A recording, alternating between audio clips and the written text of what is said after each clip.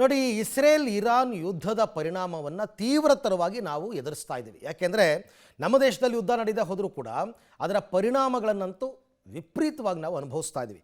ಉದಾಹರಣೆಗೆ ಈಗ ಕೊಪ್ಪಳದಲ್ಲಿ LPG ಬಂಕ್ ಬಂದ್ ಮಾಡಲಾಗಿದೆ. ಅಂದರೆ ಈ ಆಟೋಗಳಿಗೆ ಗ್ಯಾಸ್ ತುಂಬ್ತಾರಲ್ಲ, ಆ LPG.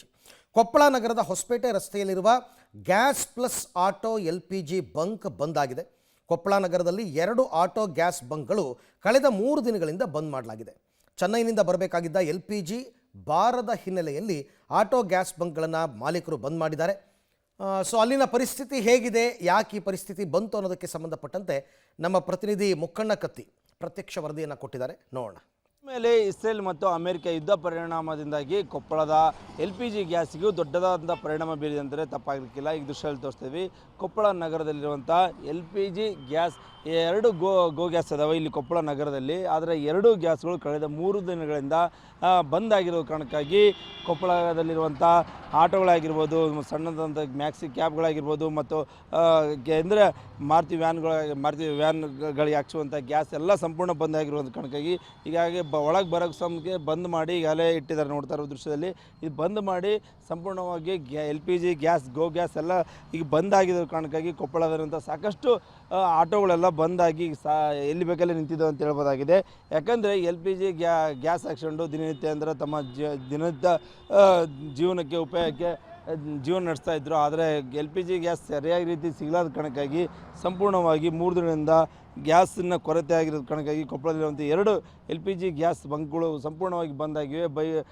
ಆಟೋಗಳಾಗಿರ್ಬೋದು ಎಲ್ಲಿ ಬೇಕಲ್ಲಿ ಅಲ್ಲೇ ನಿಲ್ಲಿಸಿ ಏನಂದರೆ ಅವರು ತಮ್ಮ ದಿನನಿತ್ಯ ಕೆಲಸಕ್ಕೆ ಹೋಗ್ತಿದ್ರು. ಆದರೆ ಕೆಲಸ ಮಾಡಿ ಅಂದರೆ ತಮ್ಮ ಜೀವನನ ಕಳ್ಕೊಳ್ತಿದ್ರು. ಆದರೆ ಈಗ ಗ್ಯಾಸ್ ಸಿಗಲಾದ ಕಾರಣಕ್ಕಾಗಿ ದೊಡ್ಡದಾದಂಥ ಪರಿಣಾಮ ಬೀರಿದೆ ಅಂತ ಹೇಳ್ಬೋದಾಗಿದೆ. ನಮ್ಮ ಜೊತೆಗೆ ಅಂದರೆ ಆಟೋ ಅಂದರೆ LPG ಗ್ಯಾಸ್ನ ಮಾಲೀಕರದ ಅಂದರೆ ಪಂಪ್ನವ್ರು ಅದಾರ. ಅವರು ಯಾವ ಕಾರಣಕ್ಕಾಗಿ ಸಮಸ್ಯೆ ಇದಕ್ಕೆ ಯಾವ ಕಾರಣಕ್ಕೆ ಬಂದ್ ಮಾಡಿರಿ, ಏನಾಯ್ತು ಸರ್? ನಮ್ಮದೆಲ್ಲ ಸ್ಟಾಕ್ ಇತ್ತು ಸರ್. ಅದು ನಿನ್ನೆ ಮಧ್ಯಾಹ್ನ ಖಾಲಿ ಆಗಿದೆ ಸರ್ ನಮ್ಮದು. ಇವಾಗ ಕಂಪ್ನಿಗೆ ಗ್ರೂಪಲ್ಲಿ ಆ್ಯಡ್ ಮಾಡಿದ್ದೀವಿ. ಸ್ಟಾಕ್ ಬರುತ್ತೆ ಸರ್, ಇವತ್ತು ಅಥವಾ ನಾಳೆ ಬರುತ್ತೆ. ಬಂತಂದರೆ ಅಲ್ಲೇ ಮಾಡ್ಕೊಂಡು ಮತ್ತೆ ಪಂಪ್ ಚಾಲೂ ಮಾಡ್ತೀನಿ ಸರ್. ಆ ಬಂಕ್ ಚಲುವಾಗಿ ಒಂದು 15-20 ದಿನ ಆಯ್ತು ಸರ್. ನಮ್ಮದು ನಿನ್ನೆ ಬಂದಾಗೆ ಸರ್ ಮಧ್ಯಾಹ್ನ. ಅದು ಬಂದಾಗಿ 15 ದಿನ ಆಯ್ತು. 15 ದಿನ 20 ಸಲ.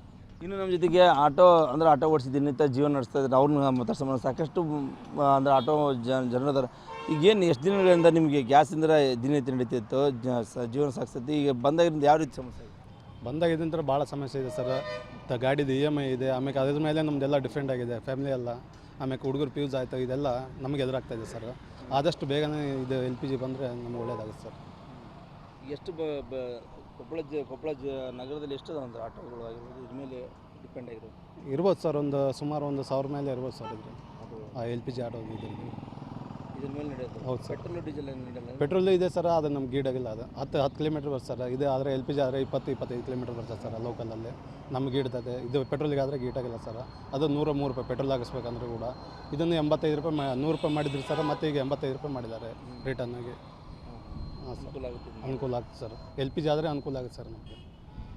ಇದು ಅಂದರೆ ಆಟೋ ಓಡಿಸುವಂಥ ಅವರ ಆಟೋ ಮಾಲೀಕರ ಮಾತಾಗಿದೆ ಅಂತ ಹೇಳ್ಬೋದು. ಒಟ್ಟಾರೆಯಾಗಿ ಹೇಳ್ಬೋದು ಅಂದ್ರೆ ಇಲ್ಲಿ ಇರಾನ್ ಮೇಲೆ ಅಮೆರಿಕ ಮತ್ತು ಇಸ್ರೇಲ್ ಯುದ್ಧ ಪರಿಣಾಮವಾಗಿ ನಮ್ಮ ಭಾರತದಂಥ ದೊಡ್ಡದಾದಂಥ ಪರಿಣಾಮ ಬೀರಿದೆ. LPG ಗ್ಯಾಸ್ಗಳ ಮೇಲೆ ಆಗಿರ್ಬೋದು ಮತ್ತು ಪೆಟ್ರೋಲ್ ಡೀಸೆಲ್ ಮೇಲೆ ಆಗಿರ್ಬೋದು. ಈಗ ಮತ್ತೆ ಅಂದರೆ LPG ಗೋ ಗ್ಯಾಸ್ಗಳ ಮೇಲೆ ಪರಿಣಾಮ ಬೀರಿದಿಂದಾಗಿ ಈಗ ಅಲ್ಲಿ ಆಟೋಗಳು ಏನಂದ್ರೆ ರಸ್ತೆ ಎಲ್ಲಿ ಬೇಕಲ್ಲಿ ಬಿಟ್ಟು ಅಂದರೆ ಅವರ ಸಮಸ್ಯೆ ಆಗ್ತಾಯಿದೆ ಎಂಬುದು ಇವು ಆಟೋ ಚಾಲಕರ ಮಾತಾಗಿದೆ. ಕ್ಯಾಮ್ರಾ ಪರ್ಸನ್ ವಿನಾಯಕ್ ಜೊತೆ ಮುಖಂಡ ಕತೆ ಪಬ್ಲಿಕ್ ಟಿವಿ ಆಗಿ ಕೊಪ್ಪಳ.